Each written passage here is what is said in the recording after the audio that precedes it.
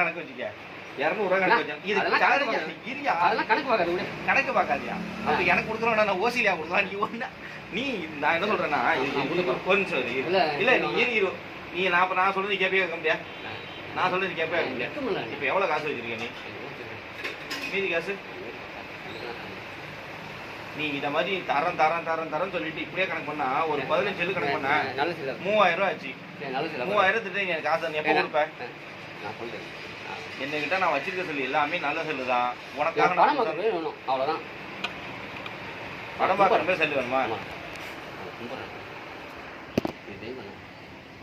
தெய்வமா? ஐயோ நீ இப்ப எந்த மூடி ஒரு எய்ம் பண்ணி இருக்க. நான் உன சண்டை போட்டு சரி ரைட்டு.